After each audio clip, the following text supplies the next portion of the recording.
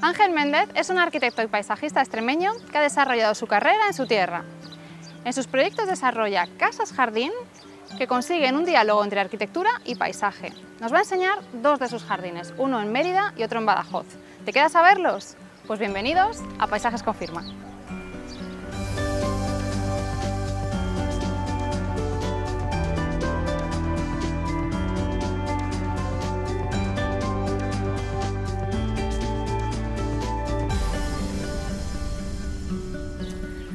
Hola Ángel. Hola Isabel. ¿Qué tal? Muy bien, encantado de recibirte. Muchas gracias por enseñarnos este jardín que está en Mérida. Sí. Cuéntame en qué consiste este proyecto. Bueno, pues el jardín que vamos a ver hoy es un jardín puramente mediterráneo, inspirado sobre todo en la dehesa extremeña, ya que estamos en la zona de Extremadura. Qué bien. Venga, pues me lo enseñas. Vamos a verlo. Vamos.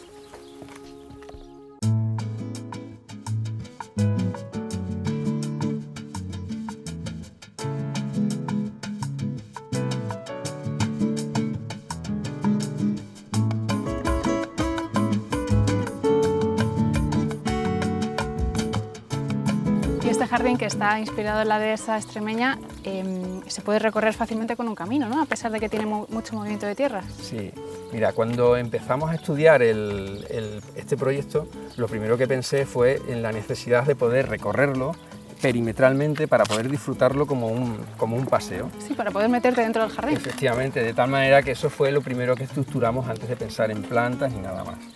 Y después hay otra cosa importante que tiene este diseño. Está apoyado sobre una parcela que tiene muchísima topografía, con lo cual la hemos aprovechado de tal manera que tiene un encanto muy especial. Sí. Ha habido que adaptarla un poco porque hubo que mover tierras para generar ciertas plataformas que luego se utilizarían para diversos usos. Claro, para que no esté todo en pendiente y en cuesta. Claro, y para también darle que el jardín no sea simplemente un espacio visual, sino que realmente lo podamos utilizar, lo podamos vivir y podamos sentir todas las sensaciones que puede transmitirnos un jardín. Entonces, por eso se estudió previamente, la base del diseño fue esa, poderlo recorrer y poderlo disfrutar a base de ir haciendo plataformas con el terreno, aprovechando ese desnivel que teníamos.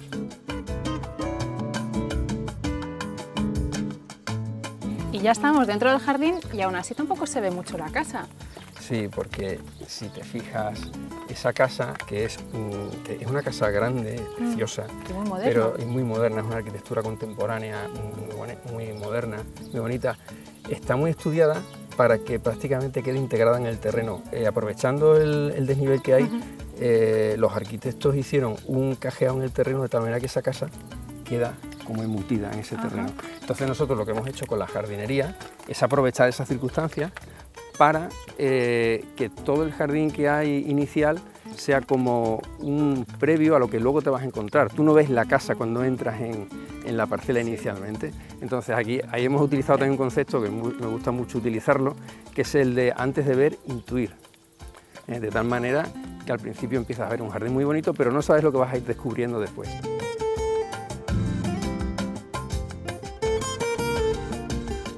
Ah, mira, aquí se ve una de esas plataformas que comentabas que le has ganado al terreno con un poquito de arropo y de tierra. Sí, lo que hicimos fue aprovechar la cantidad de roca que ya tenía el terreno naturalmente. Hicimos una contención con esa roca natural y ahí se hizo el relleno posterior.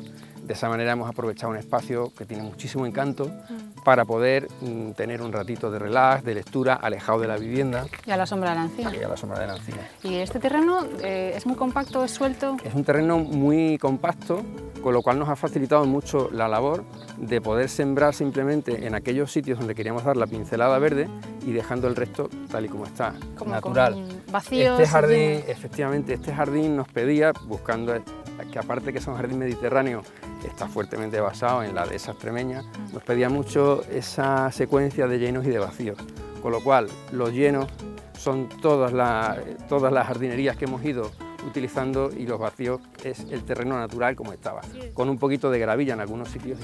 Y es muy amplio, pero luego tienes cosas muy interesantes como esta composición, por ejemplo, en tonos más grisáceos, ¿no? Que pega más con el jardín mediterráneo y las... Buscando la xerojardinería, que es evidente que es la jardinería que iba a funcionar en este tipo de clima, ¿no? En el que estamos.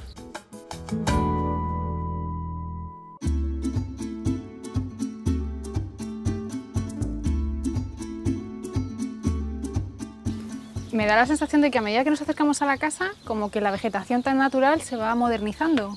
Claro, porque hemos utilizado plantas arquitectónicas. Ajá. Estamos actuando en una casa de arquitectura contemporánea, con lo cual, de igual manera que según nos alejamos de ella, el diseño se va naturalizando. Sí. En el ámbito de la casa lo que hemos hecho es utilizar un tipo de planta mucho más expresiva, mucho más arquitectónica, alejada evidentemente de ese concepto de jardinería mediterránea con esa pincelada de la dehesa extremeña, pero bueno, aquí no lo podemos permitir, ¿no? Digamos Claro. en todo lo que es el ámbito de la vivienda. Sí, porque la casa es muy moderna, las cintas del Formium también Claro. te ayudan además a salvar el desnivel que hay entre la Efectivamente, terraza aquí y hemos esta utilizado, cota. aparte del impacto visual, la potencia que tiene el Formium, A mí me encanta. pues también aquí está cumpliendo una doble función, porque teníamos ahí un gran desnivel con la zona, con la plataforma de la piscina, y entonces lo hemos, digamos, suavizado. Aquí hemos utilizado, luego ya por debajo, unas bolas de boj, Sí. siguiendo con ese concepto de plantas arquitectónicas, pero de una manera muy sutil.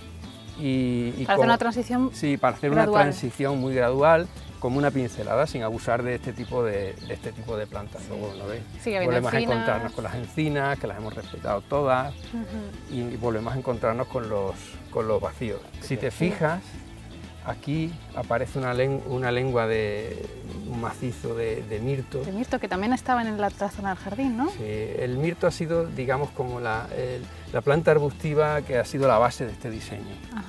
Entonces aquí lo que se ha hecho es hacer como una lengua que lo que hace es que nos está invitando a entrar ya al porche de la vivienda para que descubramos lo que alberga en ese patio, que es una grata sorpresa. Venga, pues vamos a verlo. Vamos a verlo.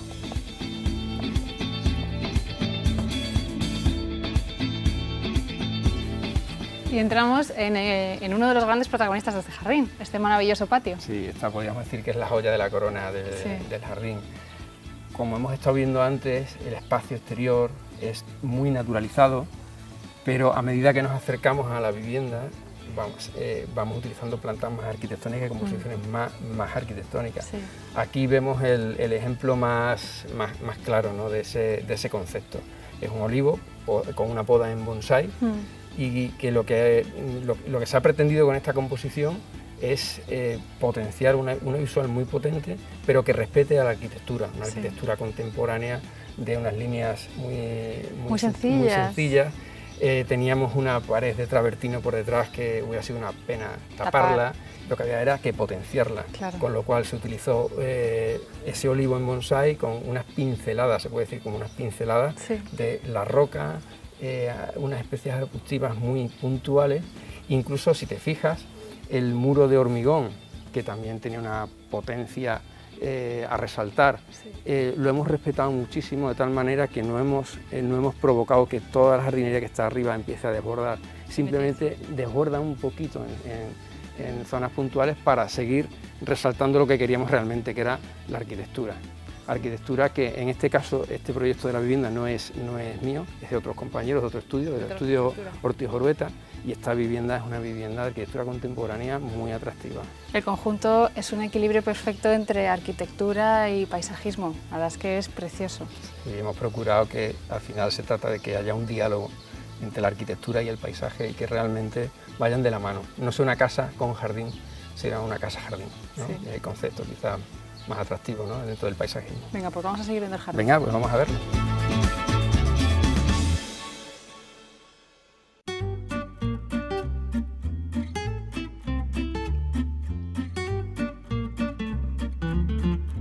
Veo que sigue habiendo muchas encinas. ¿Había muchas encinas en la parcela previamente? Pues mira, en concreto 24. Fíjate. Era la persistencia de esa arboleda, era lo que marcó todo el inicio del proyecto. Por ¿Te parte- condicionó mucho? Bueno, condicionaba porque entiendo que debía de condicionar. La propiedad impuso que se respetasen, pero por supuesto era un criterio que también compartía con ellos. También desde aquí se ve parte de la vegetación que da la casa, que es más artificial, con cactus. Claro, volvemos al concepto de plantas arquitectónicas. Eso. Entonces, desde dentro de la vivienda, cuando levantan los gestores, ellos tienen esa visual del chino cactus ahí en la terraza, que hace un contraste muy atractivo con lo que realmente luego ven de fondo. Qué bonito ese efecto que dices de llenos y vacíos del jardín, ¿no? Que haya espacio entre las plantas, que las plantas respiren, que muestren su forma, como por ejemplo estas antolinas que tienen esa forma compacta, almohadillada tan bonita. Esto lo hicimos así a conciencia, el separarlas lo suficiente para que una vez que la planta ya alcanzase soporte no se tocasen entre unas y otras y conseguir este efecto como nuevamente de pincelada. No quería que hubiera una jardinería densa, sino jugar con ese concepto de lleno, vacío y de que el jardín respire muchísimo, y de que al final las protagonistas sean las encinas y esta jardinería esté acompañándolas simplemente. Bueno, y también incluso con materiales que no estaban en la parcela pero que quedan muy bien integrados, como la traviesa de ferrocarril, la antigua. Materiales todos muy naturales, la piedra que la teníamos ya aquí y la madera que la hemos traído de fuera, pero utilizándola como un elemento muy natural.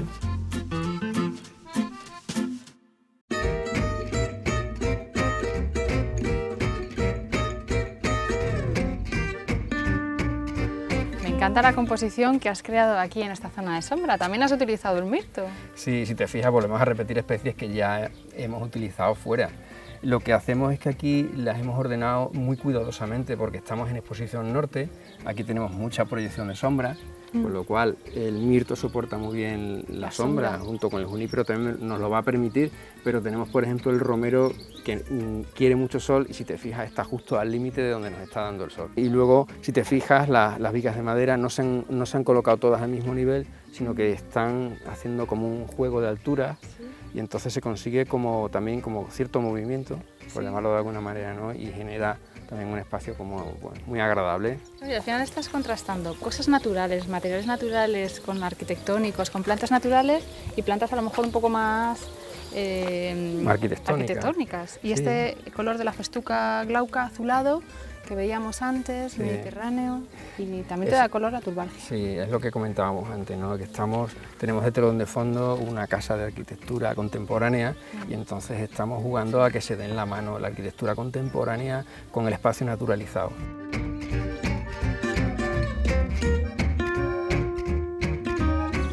Y para terminar, este jardín tiene unas vistas preciosas desde la piscina. Sí, la verdad es que son una gozada, aprovechando que la vivienda está en un alto, pues tienes unas vistas que las aprovechas realmente, viendo toda la copa de las encinas, viendo toda la jardinería y viendo todas las jardinerías no solo propias, sino del resto de parcelas de la urbanización. La verdad es que es una gozada. ¿Y el jardín que nos vas a enseñar después es parecido? Pues mira, es el concepto de lo que hemos visto aquí con una diferencia. Este lo hemos visto en extensivo, de una parcela donde hay unas persistencias de unas encinas y donde utilizamos esta jardinería mediterránea con esa pincelada de Extremadura. Pues ahora nos vamos a llevar esto y lo vamos a concentrar en una parcela muy urbana, jugando a evocar el campo, pero dentro de la ciudad. Muy interesante. Venga, pues me lo enseñas. Venga, vamos y lo vemos. Vamos.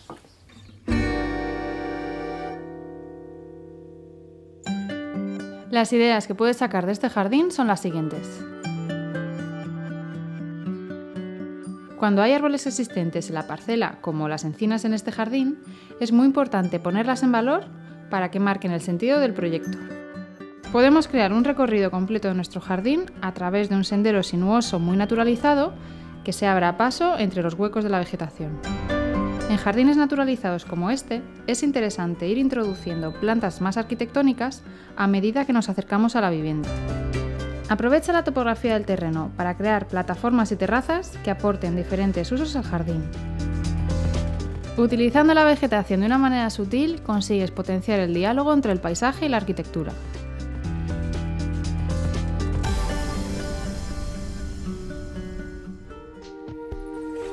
Pasa, Isabel. Muchas gracias. Este es el segundo jardín que nos vas a enseñar.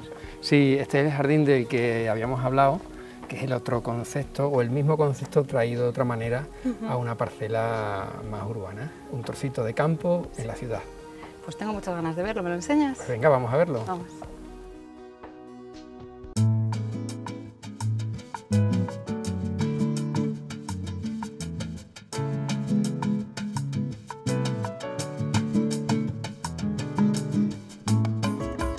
Esta es la entrada de la vivienda, como el patio de acceso. ¿Qué es lo que había aquí antes?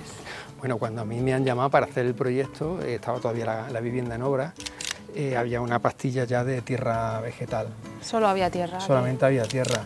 Entonces la primera decisión de proyecto fue jugar un poquito con la topografía, puesto que bueno, nos encontramos ante una vivienda también de carácter singular, minimalista, de arquitectura contemporánea. Había que actuar en este caso con contundencia, en el sentido de que esta es la única jardinería que la acompaña en su fachada principal, y por lo tanto, buscando esa contundencia, una de las estrategias era jugar un poquito con esa topografía para elevarnos y conseguir así que este olivo, que se convertía en el protagonista absoluto de la composición, estuviera, pues, digamos, en un tú a tú con la fachada de la vivienda. Las especies que has utilizado también son muy de esta zona, muy adaptadas al entorno. Son todas de muy bajo consumo, jardinería mediterránea, volvemos a encontrarnos el romero. El romero rastrero. Tenemos de los dos, si te fijas, el Rosmarinus officinalis, que es más erecto, lo coloco detrás, y por delante el Prostratus, que es el rastrero, sí. Porque de esa manera, cuando ya empiecen las plantas a coger su altura, su diámetro definitivo, no me va a tapar una a la otra. Claro. Y luego también hay un secretillo, es que envejece mucho mejor el Prostratus que el officinalis. El officinalis se vuelve más leñoso. Y también has añadido, como de manera singular, unas piedras en bloque espectaculares. Sí, mira, cuando utilizo la piedra en las composiciones, yo tengo predilección por dos tipos de piedra. Una es el granito y otra es la pizarra, el monolito de pizarra. Cuando estoy actuando, por ejemplo, en una extensión más grande y las piedras simplemente se confunden con el diseño y son como un elemento natural que acompaña a todo ese paisaje, me gusta más utilizar el granito porque es más discreto. Como en otro jardín, ¿no? Sí, es más discreto, queda más integrado. Pero cuando lo que estoy intentando es hacer una composición con más teatralidad, digamos, más arquitectónica, más escultural, utilizo la pizarra y utilizo estos monolitos de pizarra, porque si te fijas son preciosos. Sí, tiene como una veta color óxido. Claro, esta piedra tiene ese óxido que le da ese color ocre, entre amarillentos, marrones, rojizos, que luego en combinación con el propio color grisáceo de la piedra, pues es una combinación preciosa.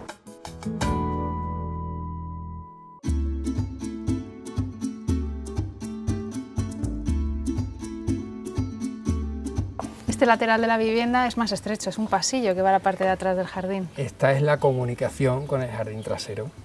Entonces, lo que se ha pretendido aquí es que sea como una continuación que arranca desde ese diseño, sí. De tal manera que todo es una transición.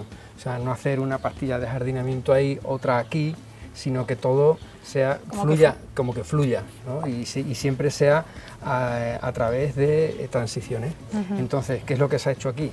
Sacar el mirto que ya estaba allí, sí, lo hemos sacado serpenteando, de tal manera que va serpenteando a través de otras plantas, de tal manera, y tiene una densidad estudiada para que dentro de un tiempo, cuando ya esté más tupido, sea una masa densa, que no la dejaremos crecer a más de 70-80 centímetros, de tal manera que sea una lengua verde que va buscando y te va como invitando a encontrarte con la zona de detrás. Y además has acentuado esas curvas con corteza de pino e introduciendo otra planta. Claro, aquí metemos el agapanto, que además está muy protegido.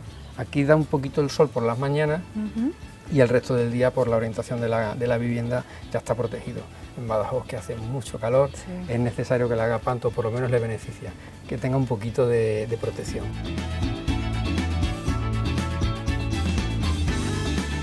O sea que tú, cuando realmente has entregado el proyecto, le tienes que explicar al cliente que en un futuro esto, claro, tendrá una intención que es que sea compacto. Isabel, yo tengo una máxima, que es que el jardín que queda bonito el primer día no está bien diseñado.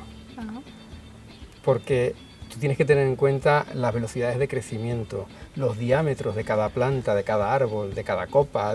Si tú eso no lo tienes en cuenta a largo plazo, llega un momento en que unas se comen a las otras, resulta que la que antes estaba al sol y tú la habías previsto que le tenía que dar el sol, ya no le da el sol porque tiene otra encima que la tapa.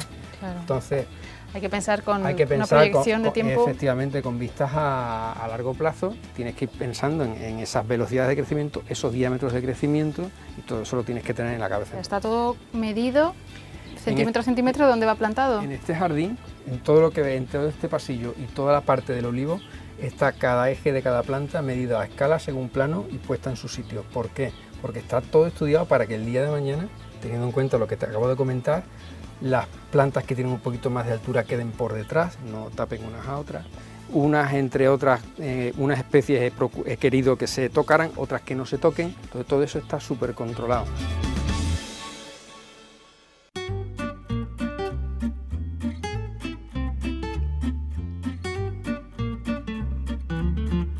En esta zona de la piscina lo que has intentado es hacer una explanada para que la gente pueda tomar el sol, ¿no? Sí, un solarium. Estamos en la piscina y por tanto había que habilitar un espacio cómodo con césped para poder poner las tumbonas y tomar el sol.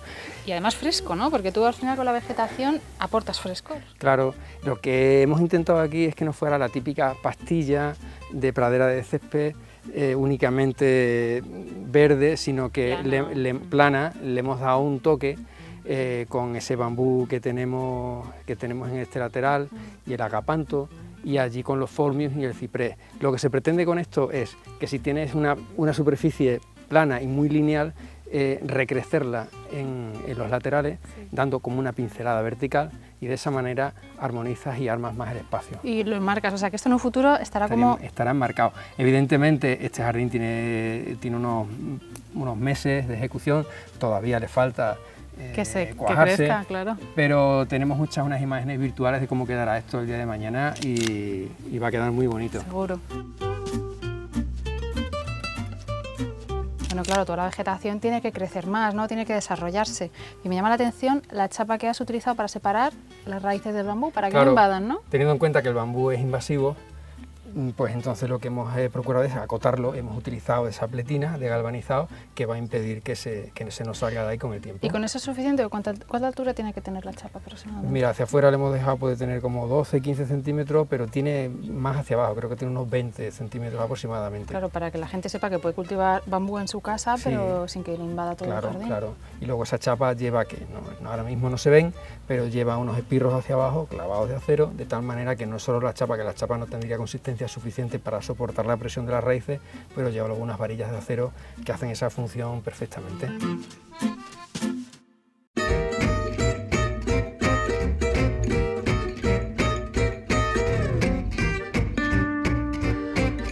Pues me ha gustado muchísimo conocer tu trabajo aquí en Badajoz. Te agradezco gracias, un montón que nos hayas enseñado tus jardines.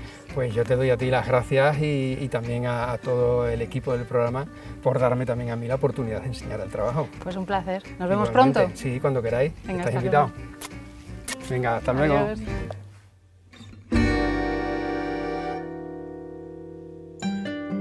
Las ideas que puedes sacar de este jardín son las siguientes.